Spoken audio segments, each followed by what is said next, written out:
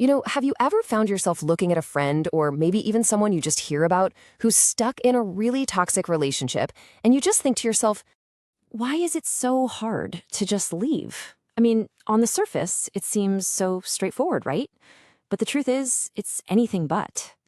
People don't get trapped by physical chains. Not usually. It's the invisible psychological ones that are so powerful. So let's really get into it.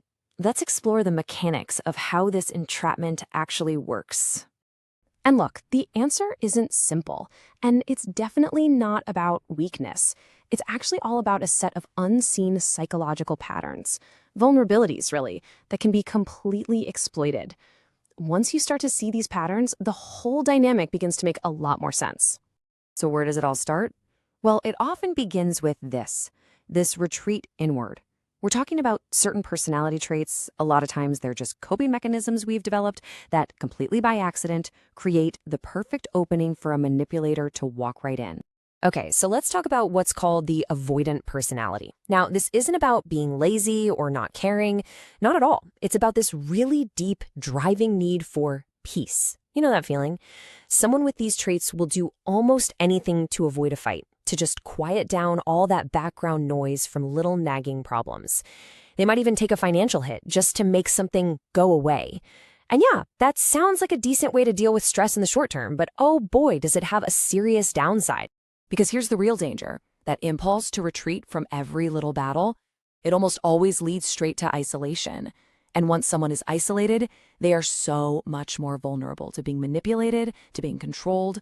It's a cruel irony, right? The very thing you do to find peace actually creates the opening for chaos. And that vulnerability, well, it starts to mess with how you think. So once that door is open, specific ways of thinking can start to, well, warp your entire perception of reality. It's like your mind built its own trap, one that's almost impossible to see when you're inside it. A huge one is this all-or-nothing worldview, black and white thinking. In this mindset, people aren't, well, people. They're not a messy mix of good and bad. Nope. They're either perfect, angelic beings, or they're completely evil and devilish. And you can see how dangerous that is, right? It makes it impossible to see someone for who they really are, especially a manipulator who's an expert at playing the angel. This kind of thinking also completely scrambles your priorities. It's like your internal compass just goes haywire. Your logic gets so twisted that you end up pouring all your energy into things that just don't matter, while the really critical stuff, the things that are screaming for your attention, get totally ignored. I mean, think about it. Imagine working on some huge project for years, knowing full well it's not making any money, it's not going anywhere, but you've convinced yourself it's beneficial. That's a huge disconnect from reality. All that time, all that energy, just poured down the drain on something that doesn't matter, while the real problems are just piling up. There's a term for this kind of inner conflict: energy reversal.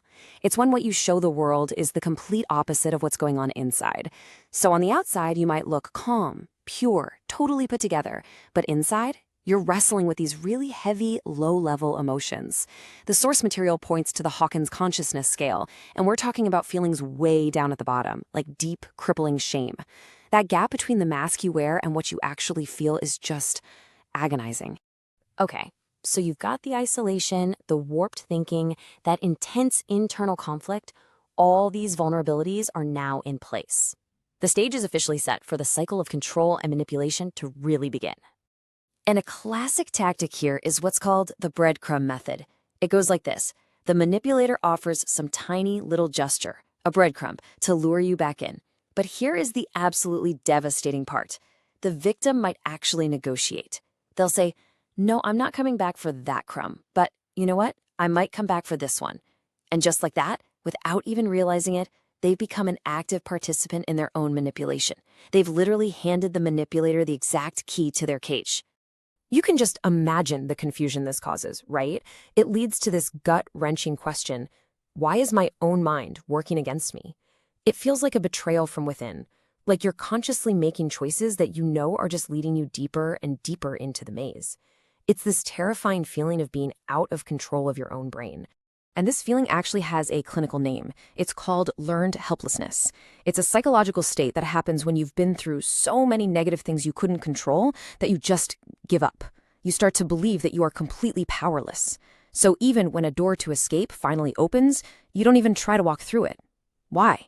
Because you've been conditioned deep down to believe that nothing you do will ever make a difference.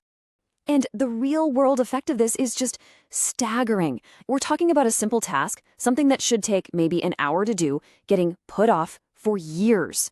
This is so much more than just procrastination. This is a symptom of a mind that has been totally paralyzed by the belief that any action is pointless.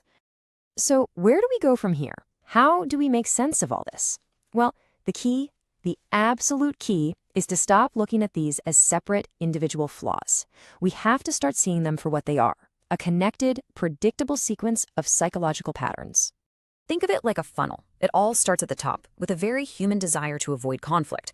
But that leads down into isolation, and that isolation creates the space for distorted, black and white thinking and totally illogical priorities to take over.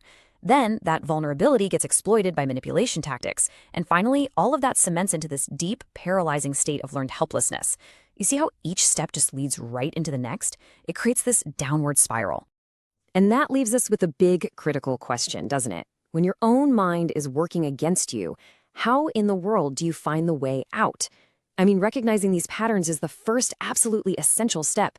But what do you do when the one tool you need to escape, your own mind, feels like it's the lock on the cage? Well, that's the ultimate challenge.